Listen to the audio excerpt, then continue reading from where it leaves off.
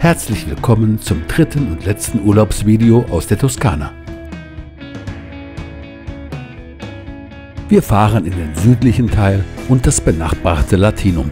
Zunächst besichtigen wir am Lago di Bolsena den Ort Capo di Monte. Von dort geht's weiter nach Pitigliano, dem Hauptziel der Tour. Auf der Rückfahrt über Architosso zu den heißen Quellen von San Filippo werden Motorrad und auch wir kräftig durchgeschüttelt.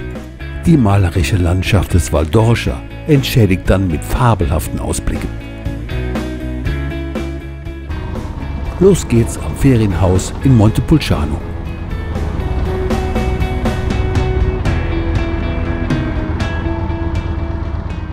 Wenig befahrene Provinzstraßen führen uns tief ins Hinterland der südlichen Toskana.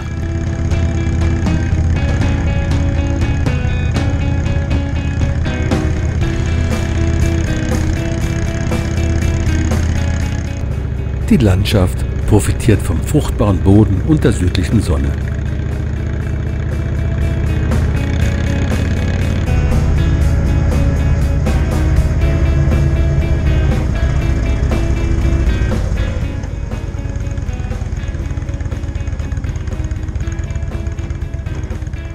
Die Landschaftsgestaltung war ein Prozess, der Jahrhunderte beanspruchte und wahrscheinlich nie abgeschlossen wird.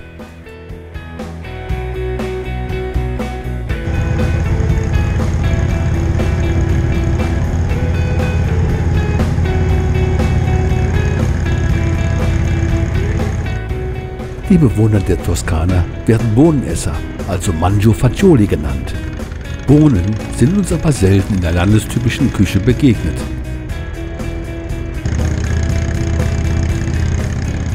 Im Sommer, wenn der Regen vom April verbraucht ist, werden die unglaublich grünen Wiesen schnell verdorren. Noch aber herrschen grüne und gelbe Farbtöne vor.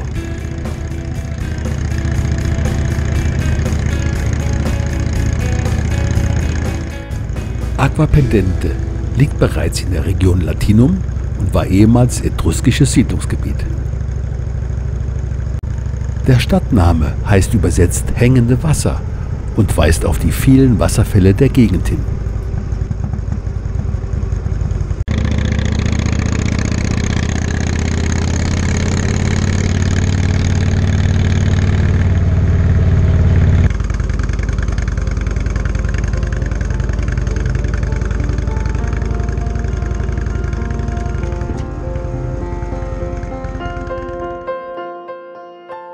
Grotte di Castro hat seine Wurzeln ebenfalls in der Etruscherzeit. Daher finden sich auch viele Grabanlagen in der Nähe. Einen Steinwurf entfernt liegt der Lago di Bolsena, eine wassergefüllte Vulkancaldera.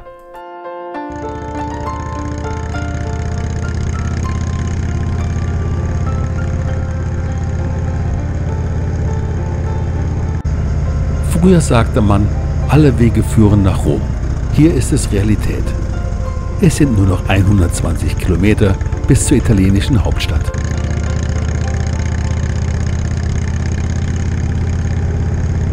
(200 Jahre vor Christus wurde Bolsena von den Römern gegründet. Man muss trotzdem nicht weglaufen, denn es bietet mehr, als diese Häuserreihe vermuten lässt.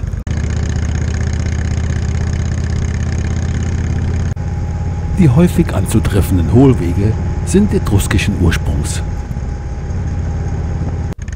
Capo di Monte hat ein mittelalterliches Ortszentrum mit einer Festung. Der Ort liegt auf einer Landzunge 15 Meter über dem Wasserspiegel des Vulkansees. Das Schild weist den Weg zu einem antiken Hafen und macht uns ein bisschen neugierig.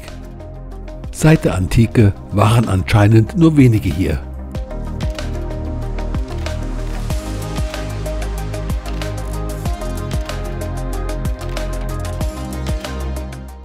Bis hierhin ist noch nicht viel zu sehen. In der kleinen felsigen Bucht sind die Reste eines Naturhafens erkennbar.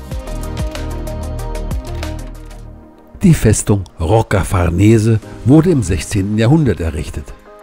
Hier ist nicht nur die Uhr, sondern auch die Zeit stehen geblieben. Wir haben davon zu wenig und müssen weiter.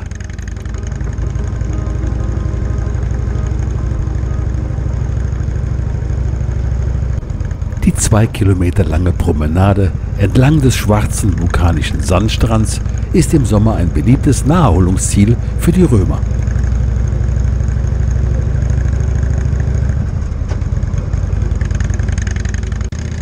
Bis zu unserem Hauptziel für heute, der Hügelstadt Pitigliano, sind es noch 25 Kilometer.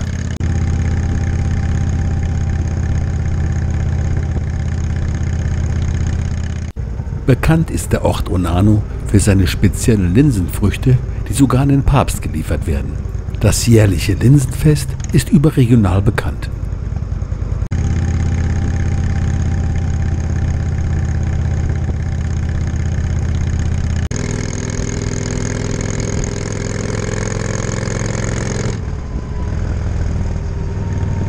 Statt mit einem Motorrad anzukommen, wäre ein Maultier irgendwie passender. Der malerische Ort auf einem Tuffsteinrücken zählt zu den absoluten Highlights der Toskana.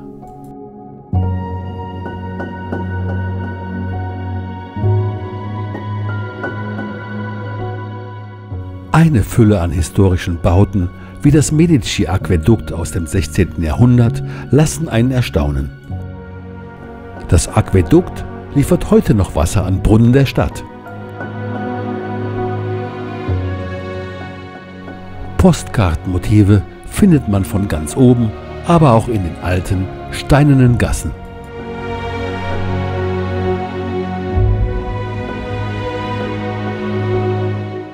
Im 17. Jahrhundert entstand das jüdische Viertel, auch Klein Jerusalem genannt.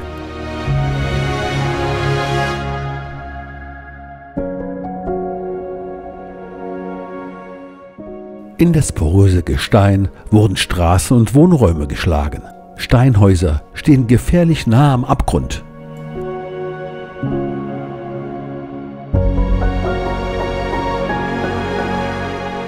Die Region um Pitigliano wird auch Maremma genannt und hat enge, grüne, manchmal auch sumpfige Täler. Die Kathedrale Santi Pietro e Paolo ist ein wahres Schmuckstück.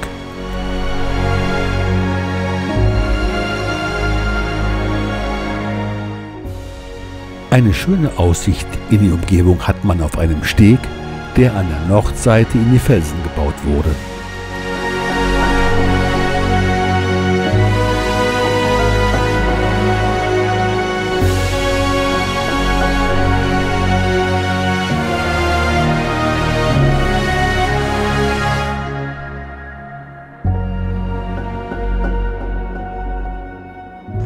Die in den Tuffstein gehauenen Höhlen werden heute noch für Lagerzwecke genutzt. Zum Beispiel reift in ihnen der berühmte Wein Bianco di Pitigliano.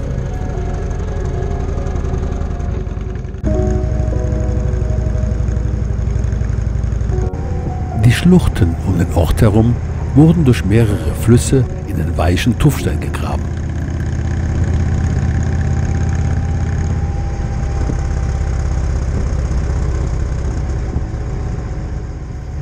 Außer den durch natürliche Erosion entstandenen Schluchten findet man auch viele etruskische Wege, die sogenannten Vie Cave. Sie wurden in Jahrtausenden von Menschenhand in den Stein geschlagen.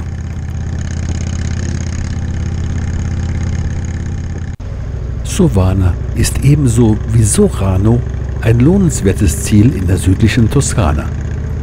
Einen Besuch dieser Orte heben wir uns aber für einen späteren Urlaub auf.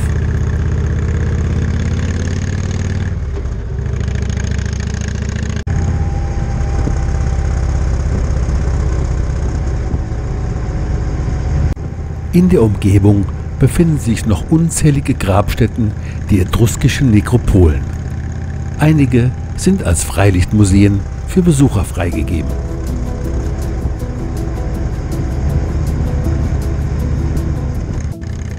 Auf der Strada Provinciale von Sovana bis Archidosso werden wir jetzt kräftig durchgeschüttelt.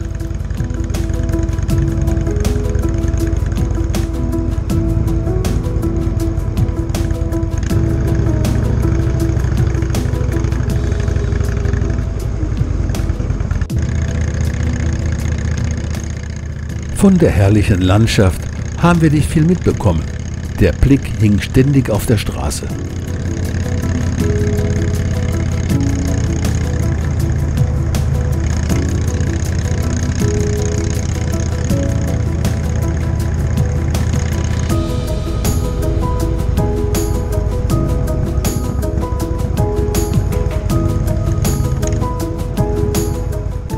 Bei Nacht oder schlechtem Wetter sollte man diese Strecke mit dem Motorrad besser meiden.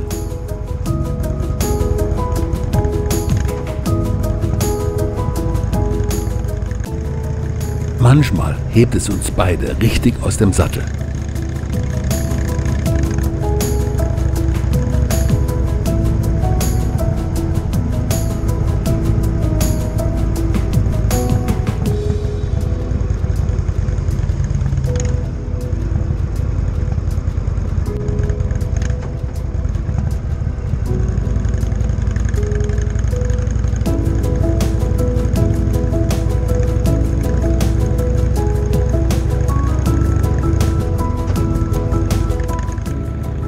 In einschlägigen Foren ist zu lesen, dass die Straßen nach Süden hin immer schlechter werden. Das gilt meiner Meinung nach hauptsächlich für Provinzstraßen.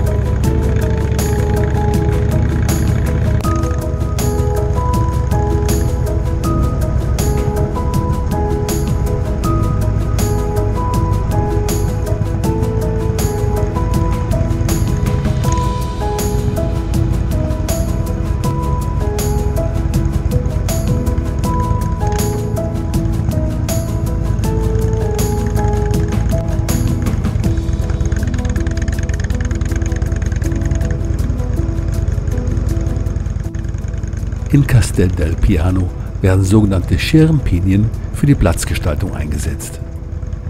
Ein gutes Beispiel für die meisterhafte italienische Landschaftsarchitektur.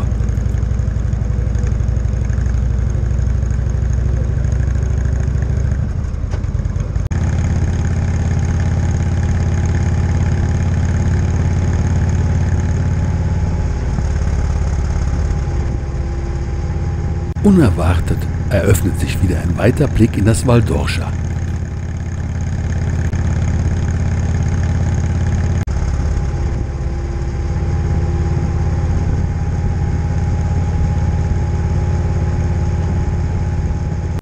Wir machen noch einen Abstecher zum naturbelassenen Schwefelbad bei Bagni San Filippo. Mitten im Wald kann man in warmem Wasser kostenlos baden. Gut für Haut und Seele. Der Felsen wird Weißer Wal genannt. Er besteht aus Travertin, einem Kalk, der aus dem warmen Wasser ausfällt.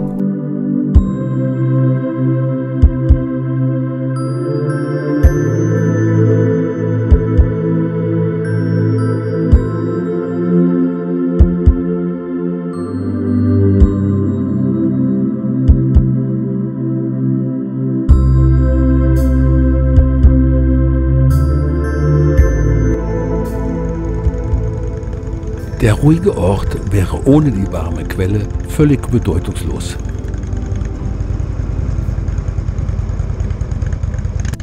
Das Wetter meint es wirklich gut mit uns. In der blauen Stunde können wir die letzten Kilometer noch so richtig genießen.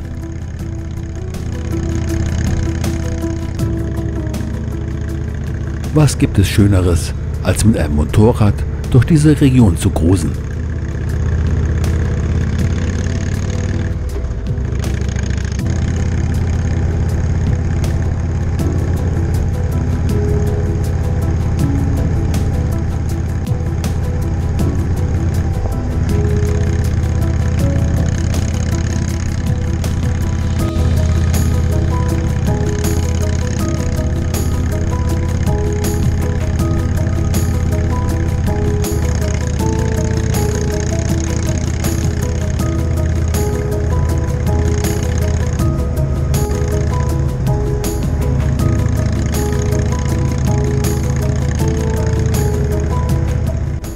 Links oben auf dem Hügel sehen wir noch einmal Monticello.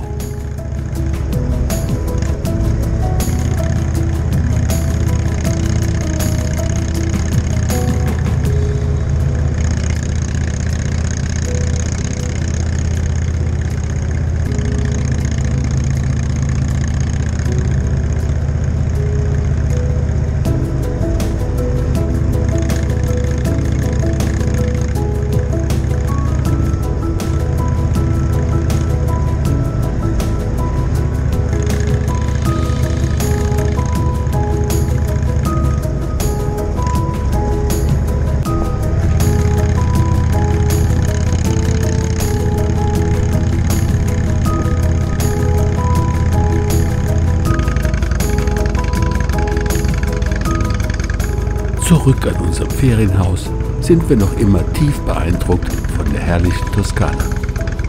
Wenn es euch so viel Spaß gemacht hat wie uns, freuen wir uns über ein Like, einen Kommentar oder ein Abonnement. Macht es gut und bis zum nächsten Mal.